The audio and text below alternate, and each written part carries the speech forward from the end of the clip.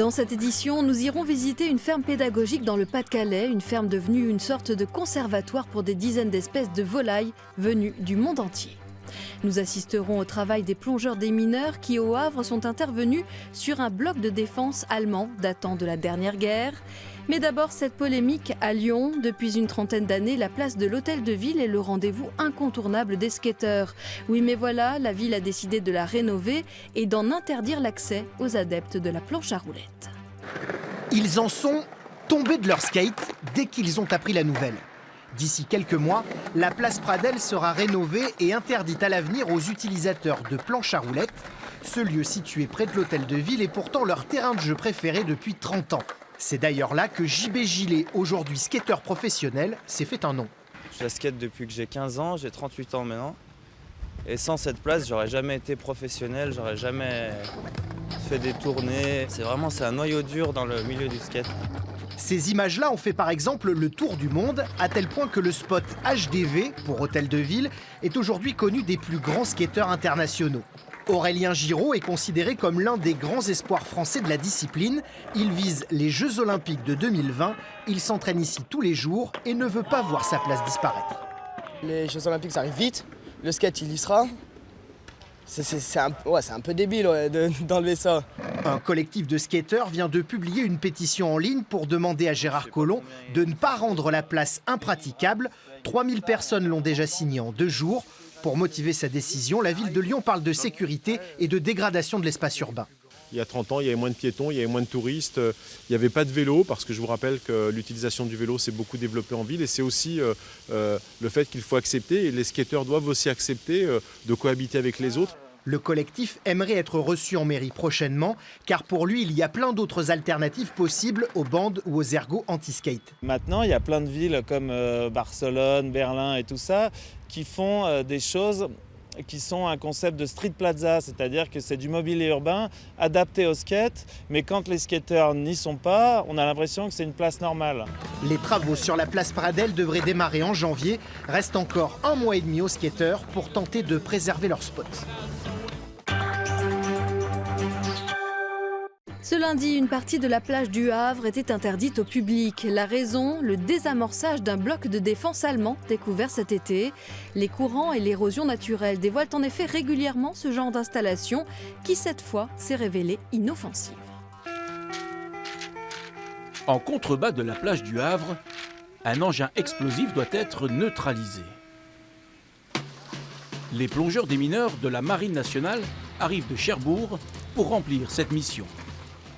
Ce bloc de béton allemand a été déposé là pendant la Seconde Guerre mondiale pour empêcher les Alliés de débarquer. Ce spécimen a été découvert cet été. On va déjà protéger.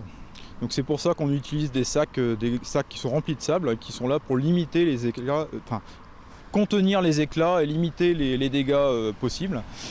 Et ensuite on va détruire le bloc de béton avec de l'explosif pour l'ouvrir et regarder, traiter les munitions qui sont à l'intérieur éventuellement. Aucune habitation n'a dû être évacuée, mais un périmètre de sécurité de 400 mètres empêchait l'accès à une partie de la plage et au port de plaisance. Le temps d'installer des pins de plastique sur le bloc. Et à cet instant, impossible de savoir s'il y a toujours de l'explosif à l'intérieur.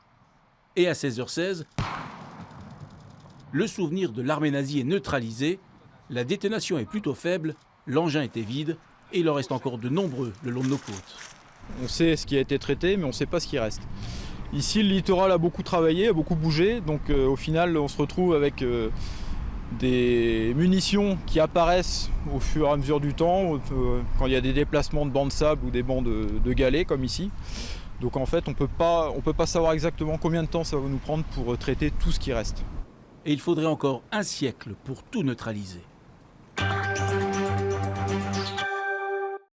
C'est toujours un événement pour un quotidien régional. En Béarn, la République vient de subir un lifting.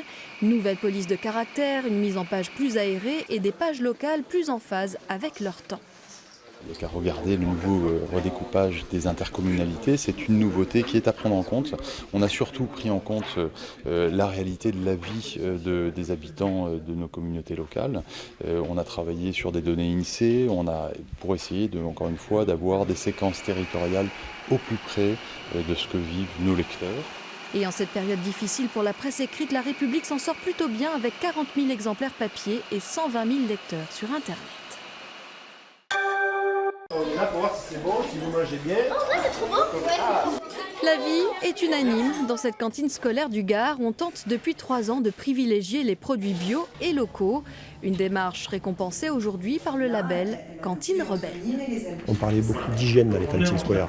Donc on a pris en cuisine, on a pris des mauvaises habitudes avec des plateaux prêts, des œufs en bouteille, des trucs qui n'avaient plus rien à voir avec l'alimentation, qu'on ne mangerait même pas chez nous.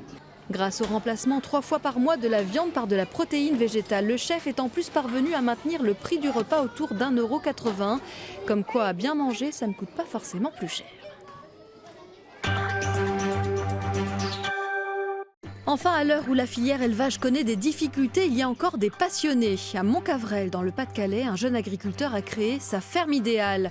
Une ferme où des espèces rares de volailles sont élevées dans le respect de l'animal.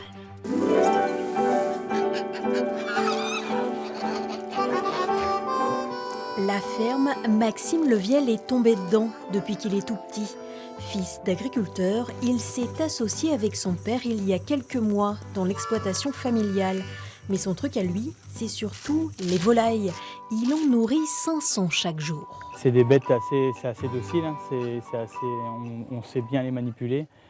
C'est joli, il y a différentes races. C'est aussi beaucoup de races qu'on ne voit pas forcément par chez nous. Passionné, ce jeune de 23 ans vient d'ouvrir une ferme pédagogique à Montcavrel. Ici, une 50aine d'espèces sont présentées au public avec des spécimens du monde entier. Certaines variétés interpellent les visiteurs. Les poules avec les plumes aux pattes, c'est marrant. Les grosses rousses là-bas sont belles. Elles sont importantes.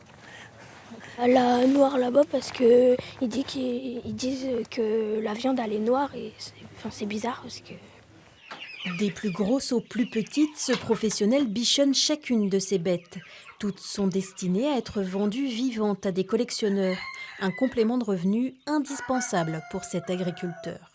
En ce moment, dans l'agriculture, surtout au niveau laitier, ça marche plutôt en dents de scie.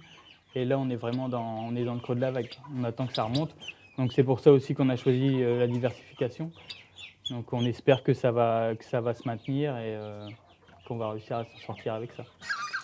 Dans l'avenir, Maxime aimerait s'agrandir. En plus des volailles, il souhaiterait accueillir des émeus et des wallabies.